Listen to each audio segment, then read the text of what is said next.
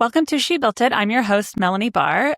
Building in healthcare requires more than a strong idea. It requires operational discipline, trust, clinical credibility, technology compliance, and a business model that can scale without losing the human experience. Today's guest is building at the intersection of all of it. Lori Casselman is the founder and CEO of June Health, a virtual women's health platform designed to deliver comprehensive expert care across every life stage through one connected experience. June brings together clinical care, mental health support, nutrition, fitness, family and caregiver support, care navigation, prescriptions, and supplements. But what makes the business especially interesting is the infrastructure behind it. A platform model built around personalization, access, expert care, and coordinated support.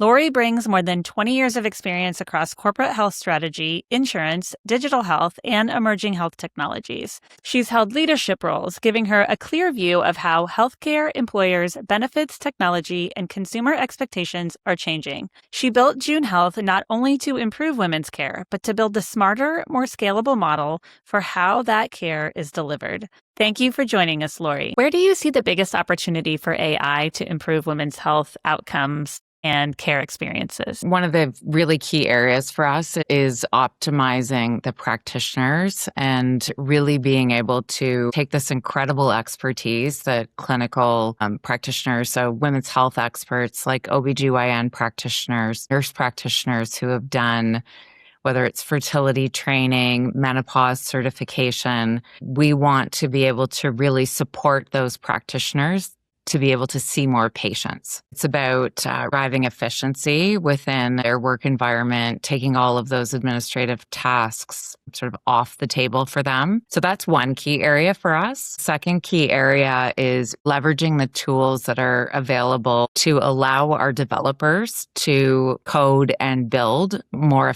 efficiently and more productively. We have big vision. There's a lot of innovation happening within our business. There's incredible tools at the disposal of product designers and developers, and all really in the spirit of driving better engagement for our members, better utilization, better care, and ultimately better health outcomes. And I just keep thinking for the practitioners, if you have all that data, and as a consumer, when you show up, you can get to the heart of health quicker and be much more efficient. Yeah, absolutely. There's pattern matching, for example, in some of the algorithms that we've built into the onboarding process for our members, where we ask a series of questions to really understand, are they struggling with some of their demographic information, et cetera.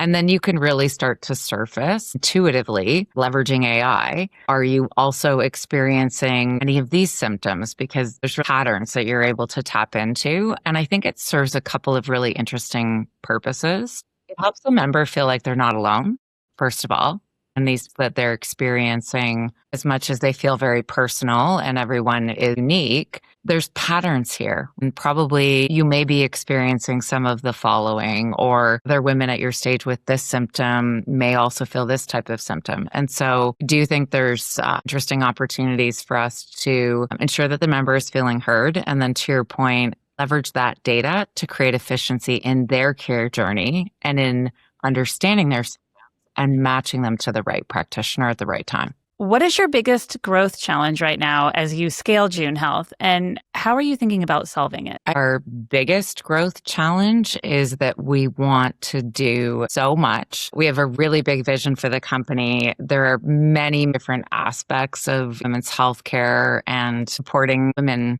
conveniently and effectively that we want to build, and staging and sequencing what we build when, and also being somewhat patient with the stage that we're at, the resources we have at our disposal, while still moving as quickly as we possibly can, doing as much as we can, and driving for that vision of closing the gender health equity gap. And you're solving complex problems. So I can see how that growth is not always easy to map moving forward. Yeah, it's not always easy. One of the key things that's underlying many challenges, especially in a business at our stage where we're 3 years in, the talent that you have sort of on your team and around you is critically important. You have to surround yourself with really smart, really motivated driven people who are also passionate about the problems that you're solving, who have complementary skill sets. And the reality is sometimes this talent or team members that are appropriate at a certain stage are not always the same talented team members that are appropriate at your next stage. There's also an element in growing and thinking about those growth challenges and those growth ambitions. It just comes down to, okay, who's doing the work? And have you surrounded yourself with the right people to lock arms and dig in and do that work together? And that iterates, it evolves over time. And how are you protecting and building a strong company culture inside a virtual health platform? Most leaders need to pause on this one. Culture is everything. I'm a huge believer in if you create a great environment that people want to be part of and allow them to thrive, magic happens. We have a lot of norms and processes within our culture that we stay very true to. Things like a regular cadence of bringing the team together. It's 1 hour once a week, but even if you're pulling from people to bring that agenda together, and perhaps one week you're feeling like the agenda isn't as deep as it is another week, you have to be really committed to just that connection, especially when you're a virtual team, which we are. We have employees all over the country. In many cases, people that have been on our team for a number of years now have never met anyone else in person. Those norms and connection points are really important. And then the other thing is surrounding yourself with really talented people and then getting out of their way. For myself as a leader, I think about this a lot, especially given I'm a founder and obviously I care very deeply about the business and many aspects of the business. This is the hardest following this rule has ever been, because you want to have eyes on and touching everything. But at the same time, you have to flex that trust muscle. It has to be part of your culture, and you have to find great people and let them do what they're great at and what you hired them in the first place to do. And you can't be great at everything. Know your strengths and lean into those strengths and let other people do the same thing. Celebrate the wins. We don't do that enough because everything feels hard. That's a key culture thing too, is to take a moment, whether it's in those weekly meetings or messaging to the team. Even if the wins are small, you need to celebrate them. And it's interesting because I think I used to be better at celebrating the wins, but now as things are moving so quickly, thank you for bringing that up because it gets lost. Even more so today. It's funny, a little personal story here. I saw my brother on the weekend and he was saying, wow, you've done so much in the last couple of years and you've just hit some key milestones. Are you feeling proud of yourself? I had to pause for a minute because to a large extent, no, I haven't been taking a beat to feel that pride because I'm constantly thinking about the next thing that we need to do. But it's such an important reminder. Celebrate the journey. And thank you for bringing that up. We used to talk about it a lot on this podcast, and you bringing it up made me stop and think we're moving so fast that we're not really doing that so much anymore. And you're right. As a founder, one of the hardest parts is saying, am I the bottleneck? Am I stopping the growth? Right. For moving forward. Right. It's a hard mirror to put up against yourself. But it's also great to check in with your team, especially some of the folks that have been with you for a long time or some of the leaders that you spend sort of the most time with on a day-to-day basis and get that feedback. I mean, the difficult feedback. Am I getting in the way?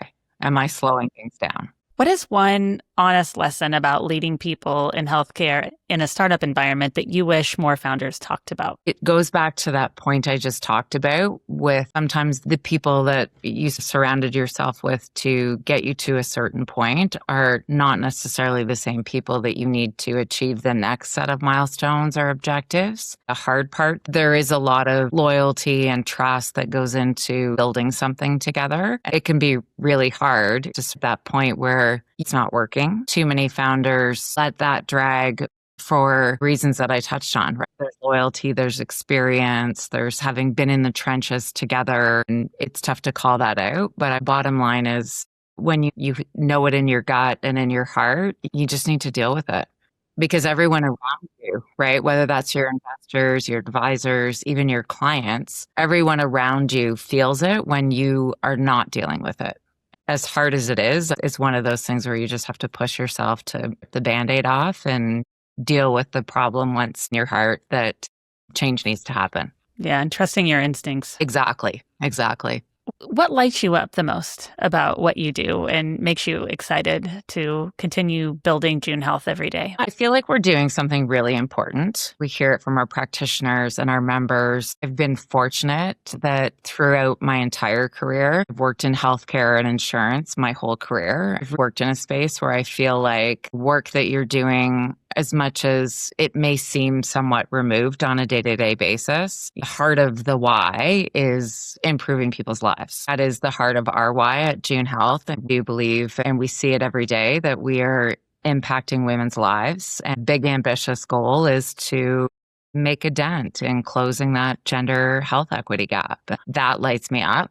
And I see that we're hitting milestones and adding incredible new people to our team. And we're expanding these care journeys, meaning we can touch more lives and solve more health challenges for women. That's very fulfilling. Those are the things I think about on the long walks at the end of a very stressful day. It's that member testimonial or that story you heard from a practitioner where even if there were a few tough ones in any particular and challenges that you're needing to solve, you have to anchor to some of those positives to know that you are making a difference. And that definitely lights me up. I feel passionate about the work that we do. And it's great that not only can you love building the business, but have the passion and the mission behind it. Exactly. I work with an incredible team. That lights me up too. When you see someone else getting as excited about your vision for the business that you'd been thinking about for many, many years, and they're now on that journey with you, building, and they're as excited about that vision now as you were many years ago, that's super fulfilling and exciting too. I love those moments where we have a conversation, sometimes even with our investors or advisors, where our clients are often companies. We sell June as an employee benefit as well into companies. And when you get on those calls and they're just as excited about what you're building and the impact it could have as you are, that's super fulfilling. So true. And I've loved building a global team. And I love it when my team challenges me and says, hey, have you thought about this? And surrounding yourself with innovative people has been so much fun. Yeah, absolutely. I couldn't agree more. It's tell me something I don't know, or how would you think about this? And ideally, it's very differently than how you think about it. And then that combination of different perspectives just elevates the solution that you're building. And it took a while for me to think, I want this. I want someone to challenge me. I want someone to come to me with innovative ideas. Yes. All the time, especially how fast we're moving. Yes, absolutely. One of my principles of leadership is if I don't know, I can't fix it. I really do ultimately encourage people around me and the people that I'm working with to find a moment or a constructive way or a channel to share feedback about what's happening in the organization, on their team, with me, so that we're eyes wide open and it just becomes a data point that we can work to solve for. So true. I have a potential client that I might be working with, and I keep sharing information with her, whether she becomes a client or not. I want her to know the information because I, as a leader, would want to know that information. Yeah. And sometimes those can be tough conversations, whether you're on the delivering end or receiving end. But ultimately, it's all in the spirit of evolving and improving. What is one way that you protect and cultivate your joy with your work and your life today? Ultimately, I'm probably not doing it as well as I would like to in this early 0 to 1 stage. But for me, it's all about family and relationships, about spending time with my kids and my husband, getting outside. I do try and protect at least 45 minutes to an hour a day to hike or be outside, even if it's just walking the dog and taking him on a little extra walk. My dad taught me really early on in my life, when you're going through a stressful time, go back to the basics, which is that chop wood, carry water philosophy. Sometimes you just need to get out and garden or do some sort of hard work and turn your brain off a little bit and turn on the physical side. That definitely can bring me joy as well. And the last thing is traveling. We travel as a family quite a bit. And I definitely love seeing new places and expanding our horizons. It's amazing the perspective that you have when you get outside. And then having a dog is great because it forces you to get out and take those moments, even when you might not decide to do it. It's a calming thing to just spend time with an animal and slow down and walk a dog. And sometimes you need that at the end of a very busy day. Yeah. Thank you so much for everything you're doing to improve women's health. Can you please share with us how and where we can find you? We are June Health. You can find us on Instagram, LinkedIn. Our website is www.junehealth.care. Connect with us on LinkedIn. Really happy to hear from anyone.